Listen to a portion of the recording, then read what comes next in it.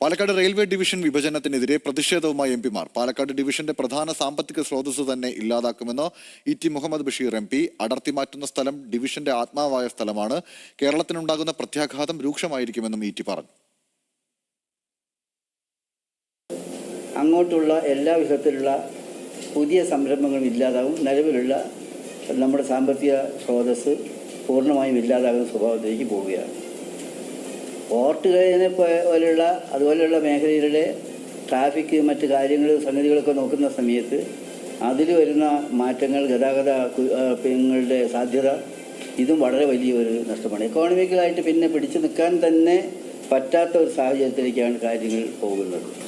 ദുരൂഹമായ ഒരു സാഹചര്യത്തിലാണ് ഇത് വന്നിട്ടുള്ളത്. അതുകൊണ്ട് തന്നെയാണ് ഞങ്ങൾ ഈ കാര്യം നമ്മൾ എം.പിമാർ ഇന്നലെ വിശദമായിട്ട് സംസാരിച്ചിരുന്നു. ഏതായിരുന്നാലും ശരി, ഈ കാര്യത്തിൽ അതിശക്തമായ പ്രക്ഷോഭ സമരങ്ങൾ ഉയർത്തിക്കൊണ്ടുവരേണ്ട കാര്യമുണ്ട്. പാലക്കാട് ഡിവിഷൻ വെട്ടിമുറിക്കുന്നതിന് പിന്നിൽ കേന്ദ്ര റെയിൽവേ സഹമന്ത്രി സോമണ്ണ എന്നും എം.കെ. രാഘവൻ എം.പി. ആരോപിച്ചു. ഡിവിഷൻ വിഭജനത്തിൽ സുരേഷ് ഗോപി നിലപാട് വ്യക്തമാക്കണം. തിരുവോണത്തിന് പാലക്കാട് DRM ഓഫീസിന് മുന്നിൽ രാവിലെ 9 മുതൽ വൈകിട്ട് 6 വരെ എം.പിമാർ ഉപവാസ സമരമിരിക്കും. പ്രതിഷേധത്തിൽ ഇടത് എം.പിമാരുടെ കൂടി പിന്തുണ തേടുമെന്നും എം.കെ. രാഘവൻ പറഞ്ഞു. പാലക്കാട് റെയിൽവേ ഡിവിഷനെ സത്യം പറഞ്ഞാൽ അതിൻ്റെ 2 ചിറകുകളും വെട്ടി എറിയപ്പെട്ടിരിക്കുകയാണ്. അപ്പോൾ ഇതിൻ്റെ ഒരു പ്രസക്തി എന്താണെന്ന് ചോദിച്ചാൽ അത് കുറഞ്ഞു വരുമെന്ന് ഭയപ്പെടുന്ന ആളാണ് ഞാൻ. ഈ നടപടിയോട് സുരേഷ് ഗോപി അനുകൂലമാണോ, എതിരാണോ? കേരളത്തിലെ BJP ഇതിന് അനുകൂലമാണോ, എതിരാണോ? അത് കൃത്യമായിട്ടുള്ളൊരു മറുപടി ഉത്തരവും അവർ നൽകേണ്ടതുണ്ട്. കേരളത്തിലെ ജനങ്ങളെ ബോധ്യപ്പെടുത്താൻ അവർക്ക് ഉത്തരവാദിത്വമുണ്ട്. എന്ന് പറഞ്ഞാൽ വന്ന് കേരളത്തിലെ റെയിൽവേ വികസനം ഇല്ലാതാക്കുന്ന രീതിയിലുള്ള ഒരു സമീപനം ഇവിടെ വളർന്നു വരികയാണ്. അതിൻ്റെ ഉത്തരവാദി റെയിൽവേ ബോർഡാണ്, കേന്ദ്ര ഗവൺമെൻറ്റാണ്. വിവരങ്ങളുമായി ബെൻസൺ ബാബു ചേരുന്നു കോഴിക്കോട് നിന്ന്. ബെൻസൺ, 2 കാര്യങ്ങളാണ്. ഒന്ന്, ഇതുമായി ബന്ധപ്പെട്ട് സംഭവിക്കാൻ പോകുന്ന പ്രശ്നങ്ങളെ സംബന്ധിച്ച് ഒറ്റക്കെട്ടായിട്ടുള്ള പ്രതിഷേധം വേണം. അത് എല്ലാവരെയും ബാധിക്കുന്ന പ്രശ്നമാണെന്ന് എം.പിമാർ ചൂണ്ടിക്കാണിക്കുന്നു. ഇടത് എം.പിമാരുടെ കൂടി പിന്തുണ തേടുമെന്ന് രാഘവൻ എം.പി. പറയുന്നുണ്ട്.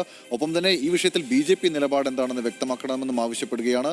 സംയുക്ത വാർത്താ സമ്മേളനത്തിൽ നിന്ന് മനസ്സിലാക്കാൻ കഴിയുന്ന കാര്യം എന്താണ്? പ്രതിഷേധം ഏത് രീതിയിൽ മുന്നോട്ട് പോകുമെന്നാണ് ഈ ഘട്ടത്തിൽ വിലയിരുത്താനാവുക? അതെ, പ്രാഥമികമായിട്ടുള്ള ഒരു പ്രതിഷേധം എന്ന നിലയിലാണ് തിരുവോണ ദിനത്തിൽ പാലക്കാട് DRM ഓഫീസിന് മുൻപിൽ രാവിലെ 9 മണി മുതൽ വൈകിട്ട് 6 മണി വരെ എം.പിമാർ ഉപവാസ സമരം നടത്തുന്നത്. ഒരു പ്രാഥമിക പ്രതിഷേധം മാത്രമായിരിക്കും, സൂചനാ പ്രതിഷേധം മാത്രമായിരിക്കും എന്നുള്ളതാണ് എം.പിമാർ പറയുന്നത്. ആ പ്രതിഷേധത്തിൽ മലബാറിൽ നിന്നുള്ള കൂടുതൽ എം.പിമാരായിരിക്കും പങ്കെടുക്കുക. മറ്റ് സംസ്ഥാനത്തെ എല്ലാ എം.പിമാരും പങ്കെടുക്കുമോ എന്ന കാര്യത്തിൽ ഒരു വ്യക്തതയില്ല. മലബാറിൽ നിന്നുള്ള എം.പിമാരെല്ലാവരും തന്നെ പരമാവധി പങ്കെടുക്കും എന്ന് തന്നെയാണ് ഇന്ന് എം.കെ. രാഘവൻ എം.പി. അതോടൊപ്പം തന്നെ ഇ.ടി. മുഹമ്മദ് ബഷീർ എം.പി. പത്രസമ്മേളനത്തിൽ പറഞ്ഞത്. വലിയ പ്രത്യാഘാതമാണ് ഈ ഒരു നടപടി കൊണ്ട് കേരളത്തിന് നേരിടേണ്ടി വരിക എന്നുള്ളതാണ്.